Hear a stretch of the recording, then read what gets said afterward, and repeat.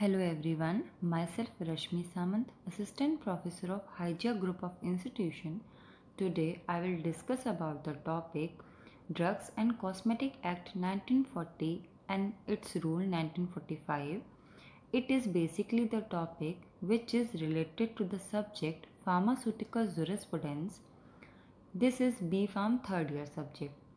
So firstly I will discuss about what is the definition of pharmaceutical jurisprudence. Pharmaceutical jurisprudence is the study of laws and fundamental principle which is related to our pharmacy profession.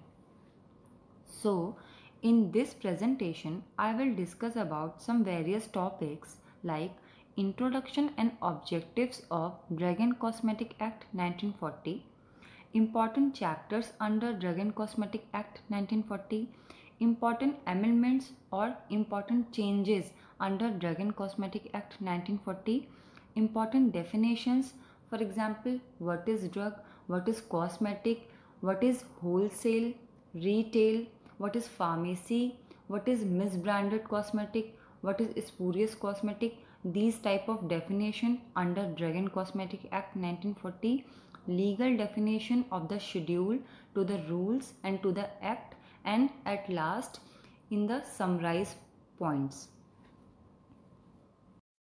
So our first topic is Introduction and Objectives of Drug and Cosmetic Act 1940. Basically introduction discuss करने से पहले हम लोग थोड़ी सी history की बात कर लेते हैं. इंडिया में मॉडर्न ड्रग्स की मैन्युफैक्चरिंग 19th सेंचुरी में स्टार्ट हो गई थी. स्टार्टिंग में जो ब्रिटिश कंपनीज थी वो क्या करती थी कि जो भी स्टैंडर्ड क्वालिटी की ड्रग्स या मेडिसिन होती थी उनका वो यूटिलाइजेशन कर लेती थी और इम्प्योर क्वालिटी की या फिर लो स्टैंडर्ड क्वालिटी की जो भी ड्रग्स होती थी वो इंडिया को इंपोर्ट कर देती थी. इस चीज़ से रिकवर होने के लिए, इस चीज़ को चेक करने के लिए एक कमेटी बनाई गई जिसको कि ड्रग इंक्वायरी कमेटी बोलते हैं, जिसका इस्टेब्लिशमेंट 11 अगस्त 1930 में किया गया. इस कमेटी का मेन पर्पस ये था कि जो भी ड्रग्स इंपोर्ट होके आ रही हैं उनकी क्वालिटी को चेक करना कि वो स्टैंडर्ड क्वालिटी की हैं या नहीं.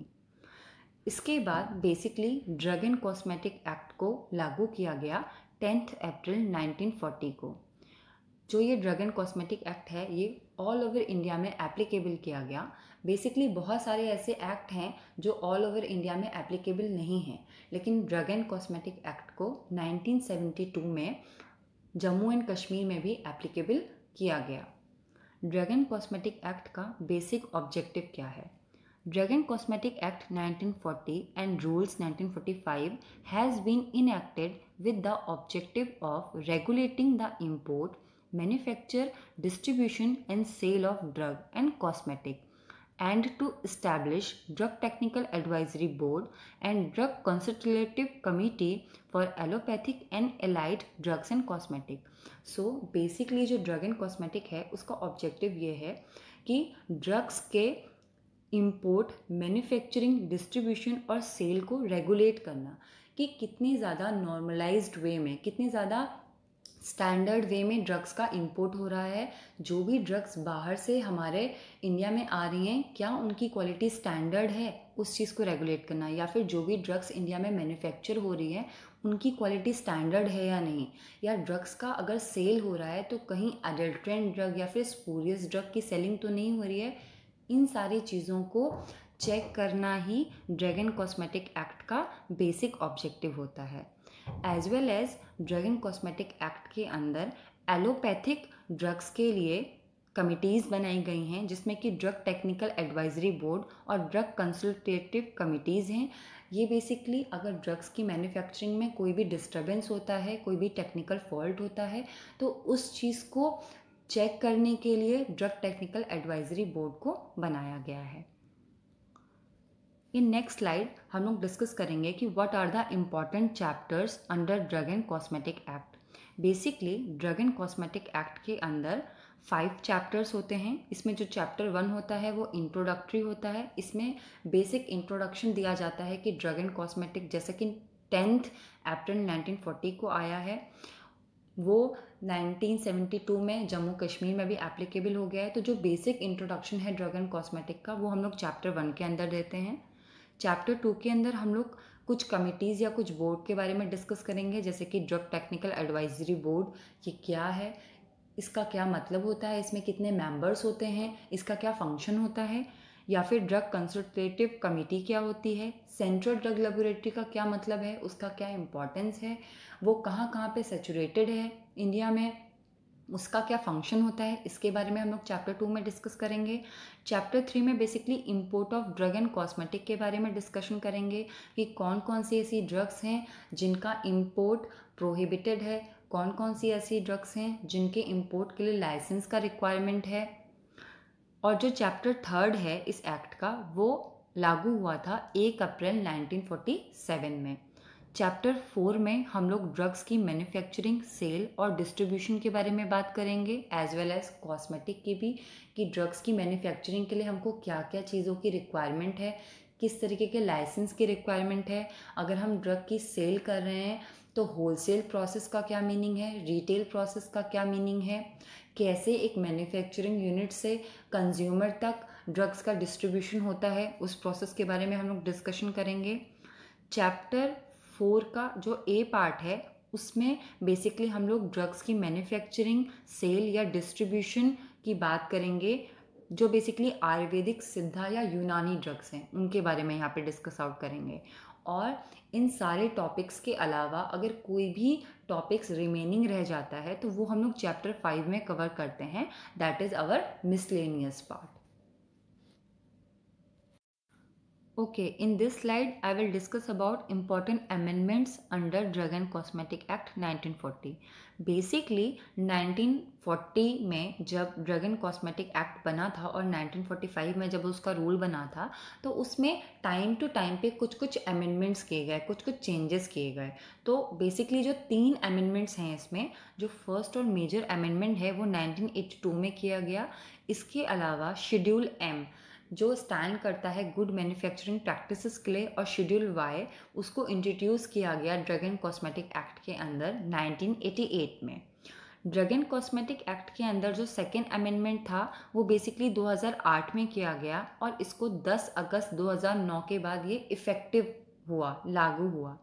और ड्रग एंड कॉस्मेटिक एक्ट के अंदर जो थर्ड अमेंडमेंट था, जो भी उसके रूल्स में था, वो बेसिकली 2008 में स्टार्टअप हुआ था और वो इफेक्ट में रहा 1 नवंबर 2010 के बाद। Okay, in this particular slide, I will discuss important definitions under Drug and Cosmetic Act. Firstly, I will discuss drug.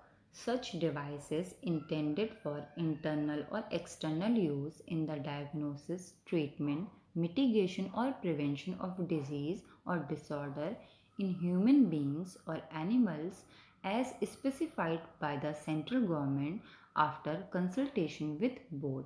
Drug ऐसे सब्सटेंस होते हैं या ऐसे डिवाइसेस होते हैं जिनको बेसिकली ह्यूमन बींग्स या फिर एनिमल्स को दिया जाता है किसी भी डिजीज़ की डायग्नोसिस, ट्रीटमेंट और प्रिवेंशन के लिए, और ये बेसिकली स्पेसिफाइड होते हैं सेंट्रल गवर्नमेंट के थ्रू।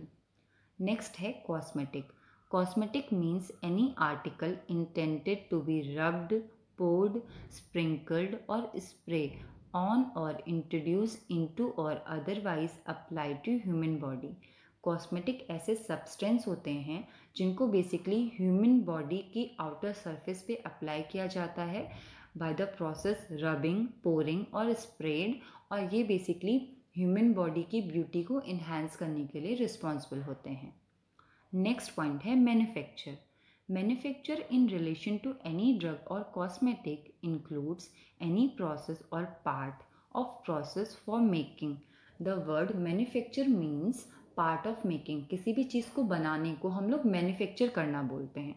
तो इसमें रॉ मटेरियल्स में अल्टरेशन, ऑर्मेंटिंग का मतलब होता है उसको अट्रैक्टिव बनाने के लिए हम लोग और क्या क्या ऐड कर सकते हैं। जैसे फॉर एग्जांपल किसी भी ड्रग या कॉस्मेटिक को जब हम बनाते हैं तो उसके अंदर हम लोग डिफरेंट कलरिंग एजेंट और फ्लेवरिंग एजेंट ऐड करते हैं उसको अट्रैक्टिव बनाने के लिए। और फिनिशिंग, पैकिंग, लेबलिंग, किसी भी ड्रग में हम जब ये सारे स्टेप्स कर लेते हैं तो वो हमारा मैन्युफैक्चर पार्ट में आ जाता है। बेसिकली ड्रग्स की कंपाउंडिंग और डिस्पेंसिंग हमारे मैन्युफैक्चर पार्ट में नहीं आती है। नेक्स्ट पॉइंट है wholesale. Wholesale means sale to a person for the purpose of selling again. Wholesale एक ऐसा प्रोसेस होता है जिसमें जो मैन्युफैक्चरिंग यूनिट होती हैं वो बल्क में होलसेलर उनसे प्रोडक्ट्स को ले लेता है ताकि वो उनको फिर से सेल कर सके छोटे छोटे अमाउंट्स में। फॉर एग्जांपल किसी हॉस्पिटल, डिस्पेंसरी या किसी एजुकेशन या फिर रिसर्च सेंटर में। तो जब दोबारा से रीसेलिंग होती है उसको हम लोग होलसेल बोलते हैं। Next point is pharmacy. अगर हम लोग जनरल शब्दों में बात करें तो फार्मेसी एक ऐसा शॉप या एक ऐसा स्टोर होता है जहाँ पे मेडिसिन की कंपाउंडिंग या डिस्पेंसिंग होती है। मेडिसिन की कंपाउंडिंग या डिस्पेंसिंग करने के लिए एक क्वालिफाइड पर्सन होता है जो कि रजिस्टर्ड फार्मासिस्ट होना चाहिए, मीन्स उसके पास लाइसेंस होना चाहिए और उसे मेडिसिन के बारे में नॉलेज होना चाहिए। तो एक ऐसी प्रेमाइसिस जहाँ पे ड्रग्स में रिटेल सेल हो रहा होता है किसी भी क्वालिफाइड पर्सन के थ्रू, उसे हम लोग फार्मेसी बोलते हैं। नेक्स्ट पॉइंट है रीपैकिंग ऑफ ड्रग्स। ड्रग्स की रीपैकिंग का मतलब है कि जब भी कोई भी ड्रग्स बल्क कंटेनर में बनती है तो उनको स्मॉल स्मॉल पैकेट में ब्रेक करना, तोड़ देना और फिर उसको सेल या डिस्ट्रीब्यूट करना, इसको हम लोग रीपैकिंग बोलते हैं। नेक्स्ट पॉइंट है miss branded cosmetic. Miss branded cosmetic, कौन से कॉस्मेटिक को हम लोग मिस ब्रांडेड बोलेंगे? तो if it contain colour which is not prescribed, ऐसा कॉस्मेटिक जो ऐसा कलर कंटेन कर रहा है जो कि प्रिस्क्राइब ही नहीं है, या फिर if it is not labelled in the prescribed manner, अगर वो बिल्कुल प्रिस्क्राइब्ड मैनर में लेबल नहीं है, जो भी लेबल की रिक्वायरमेंट्स होती हैं अगर वो इस तरीके से लेबल नहीं है तो उसको हम लोग मिस ब्रांडेड कॉस्मेटिक बोलते हैं। थर्ड पॉइंट है इफ़ द लेबल और कंटेनर और anything accompanying the cosmetic bears any statement which is false or misleading in any particular, अगर जो भी वो लेबल है या जो कंटेनर है वो ऐसी कोई इन्फॉर्मेशन या ऐसा कोई स्टेटमेंट दे रहा है जो कि फॉल्स है या फिर वो लोगों को मिसलीड कर रहा है, तो इस तरीके के कॉस्मेटिक को भी हम लोग मिस ब्रांडेड कॉस्मेटिक बोलते हैं। नेक्स्ट पॉइंट है स्पूरियस कॉस्मेटिक। कौन सा ऐसा कॉस्मेटिक होता है जिसको हम लोग स्पूरियस बोलते हैं? तो ऐसा कोई भी कॉस्मेटिक जो कि किसी दूसरे कॉस्मेटिक का सब्स्टिट्यूट हो या फिर उसी की तरह रिजेंबल करता हो या फिर उसका नाम उसी की तरह रिजेंबल करता हो, या जो उसके कोई भी ऐसा कॉस्मेटिक हम बोल सकते हैं जो अपनी ट्रू आइडेंटिटी या ट्रू कैरेक्टरिस्टिक नहीं रिवील करता है, कुछ फॉल्स कैरेक्टरिस्टिक रिवील करता है, उसको हम लोग स्पूरियस कॉस्मेटिक बोलते हैं। या फिर कोई ऐसा कॉस्मेटिक जिसके कंटेनर में या फिर जिसके लेबल में ऐसा ब्रांड नेम या फिर ऐसा कंपनी नेम लिखा हो जो कि एग्जिस्ट ही नहीं करता हो, या फिर कोई फेक कंपनी नेम या फिर फेक मैन्युफैक्चरिंग यूनिट नेम लिखा हो, उससे भी हम लोग स्पूरियस कॉस्मेटिक बोलते हैं। इसमें लास्ट डेफिनेशन है हमारी न्यू ड्रग की। न्यू ड्रग एक ऐसी ड्रग होती है, एक ऐसा कंपोजिशन होता है जो जनरली रिकॉग्नाइज नहीं किया गया होता है, उसे पहचाना नहीं गया होता है, जो बिल्कुल नया होता है और हमें ये नहीं पता होता है कि वो सेफ़ है कि नहीं हमारे लिए, वो इफ़ेक्टिव है कि नहीं हमारे लिए, उसे हम लोग न्यू ड्रग बोलते हैं। या फिर हम ये भी बोल सकते हैं कि न्यू ड्रग्स वो ड्रग्स होती हैं जो कि कंट्री में पहले से नहीं आई होती हैं, बिल्कुल नई होती हैं, उनका फॉर्मूला बिल्कुल नहीं होता है और वो हमारे लिए सेफ़ है या नहीं हमें इसके बारे में पता नहीं होता है, उन्हें हम लोग न्यू ड्रग्स बोलते हैं। In this particular slide, I will discuss about legal definition of schedule to the rules and to the act. Firstly, I will discuss about legal definition of schedule to the act. Basically दो तरीके के schedule होते हैं, first schedule और second schedule. First schedule में हम लोग उन बुक्स का नाम इंक्लूड करते हैं जो कि आयुर्वेदिक, सिद्धा, यूनानी या तिब्बत सिस्टम के अंदर इंक्लूड होती है। सेकंड शेड्यूल में हम लोग किसी भी ड्रग के इंपोर्ट के लिए या मैन्युफैक्चरिंग के लिए या सेल के लिए जो स्टैंडर्ड्स बनाते हैं वो हम लोग सेकेंड शेड्यूल में बनाते हैं। इसमें हम लोग कुछ अपेंडिक्स इंक्लूड करते हैं, जैसे कि जब भी कोई न्यू ड्रग बनती है तो उस न्यू ड्रग के को मार्केट में लाने के लिए क्या क्या डेटा का रिक्वायरमेंट होता है वो सारा हम लोग अपेंडिक्स 1 में इंक्लूड करते हैं।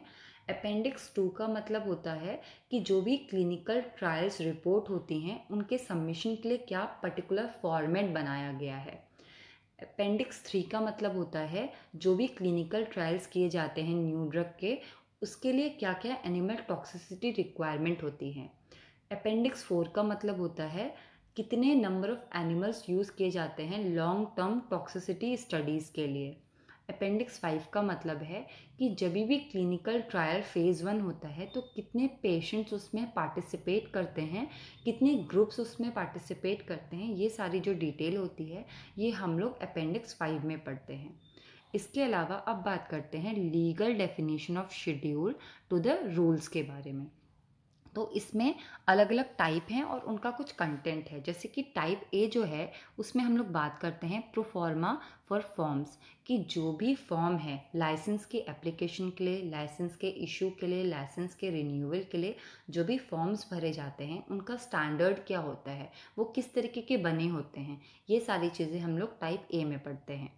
टाइप बी में हम लोग पढ़ते हैं rates for fees for test और analysis by the central drug laboratory और state drug laboratory. Central drug laboratory में या फिर स्टेट ड्रग लेबोरेटरी में जब हम किसी भी तरीके का टेस्ट या एनालिसिस करते हैं तो उसके क्या क्या चार्जेस होते हैं। टाइप सी में हम लोग पढ़ते हैं list of biological and special product whose import, sale, distribution and manufacture are governed by special provision। ऐसे लिस्ट बायोलॉजिकल या फिर स्पेशल प्रोडक्ट के जिनका इंपोर्ट, सेल, डिस्ट्रीब्यूशन, मैन्युफैक्चर जो होता है वो गवर्न किया जाता है किसी स्पेशल प्रोविज़न के थ्रू। टाइप C1 में हम लोग पढ़ते हैं जो भी बायोलॉजिकल या फिर स्पेशल प्रोडक्ट होते हैं उनके अलावा जो अदर प्रोडक्ट होते हैं उनका इंपोर्ट, सेल, डिस्ट्रीब्यूशन या मैन्युफैक्चर गवर्न किया जाएगा किसी स्पेशल प्रोविज़न के थ्रू। तो वो सारी चीज़ें हम लोग टाइप C1 में पढ़ते हैं। टाइप टी में हम लोग ऐसी ड्रग्स के बारे में पढ़ते हैं जो कि किसी भी चीज़ से फ्री होती हैं, मतलब list of drug exempted from the provision related to import of drug. ऐसी कोई भी ड्रग्स जो कि सारी ही चीज़ों से फ्री होती हैं उनको हम लोग एक्सटेम्प्टेड बोलते हैं। तो ऐसी ड्रग्स के बारे में हम लोग पढ़ेंगे कि उनका इम्पोर्ट कैसे हो सकता है। टाइप एफ पार्ट 12B में हम लोग पढ़ेंगे requirement for the functioning and operation of blood bank and preparation for blood component. जो भी ब्लड कंपोनेंट होते हैं उनका प्रिपरेशन किस तरीके का होता है, किसी भी ब्लड बैंक के लिए क्या क्या रिक्वायरमेंट होते हैं और वहाँ पे जो भी ब्लड प्रोडक्ट हम लोग स्टोर करके रखते हैं उसकी क्या क्या फंक्शनिंग होती है, उसको किस तरीके से रखा जाता है। जो हमारा टाइप एच है उसमें हम लोग डिस्कस करेंगे लिस्ट ऑफ प्रिस्क्रिप्शन ड्रग्स। ऐसी ड्रग्स जो कि प्रिस्क्राइब की जाती हैं उनकी जो लिस्ट होती है वो हम लोग टाइप एच में पढ़ेंगे। टाइप जे में हम लोग पढ़ेंगे लिस्ट डिजीज और एलिमेंट्स विच ए ड्रग में नॉट बी परप्यूट टू प्रिवेंट और क्योर। ऐसी लिस्ट डिजीज़ की जो कि जो सर्टेन ड्रग्स होती हैं वो उनको प्रिवेंट नहीं कर पाती, उनको ठीक नहीं कर पाती हैं, ऐसी डिजीज़ की हम लोग लिस्ट जो है वो टाइप जे में पढ़ते हैं। टाइप के में हम लोग पढ़ते हैं drug exempted from certain provisions related to the manufacturing of drug. Means ऐसी ड्रग्स के बारे में पढ़ते हैं जिनकी मैन्युफैक्चरिंग हम लोग नॉर्मली वे में कर सकते हैं, वो फ्री होती हैं किसी भी चीज़ से। ठीक है। टाइप L1 में हम लोग पढ़ते हैं गुड लेबोरेटरी प्रैक्टिसेस, जिसको हम लोग GLP पढ़ते हैं कि गुड लेबोरेटरी प्रैक्टिसेस के लिए क्या क्या इक्विपमेंट की रिक्वायरमेंट होती है, क्या क्या प्रीमाइसिस की रिक्वायरमेंट होती है, इन सब के बारे में हम लोग टाइप L1 में पढ़ते हैं। टाइप M में हम लोग पढ़ते हैं गुड मैन्युफैक्चरिंग प्रैक्टिसेस, जिसको हम लोग बोलते हैं GMP। उसके लिए क्या क्या फैक्ट्री प्रीमाइसिस की रिक्वायरमेंट होती है, क्या क्या इक्विपमेंट्स की रिक्वायरमेंट होती है।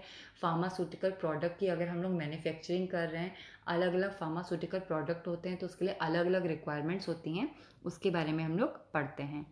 टाइप M1 में हम लोग पढ़ते हैं requirement for factory premises etcetera for manufacturing of homeopathic preparation. अगर हम लोग होम्योपैथिक प्रिपरेशन कर रहे हैं तो उसके लिए क्या क्या फैक्ट्री प्रीमाइसिस की रिक्वायरमेंट है, ये हम लोग टाइप M1 में पढ़ते हैं।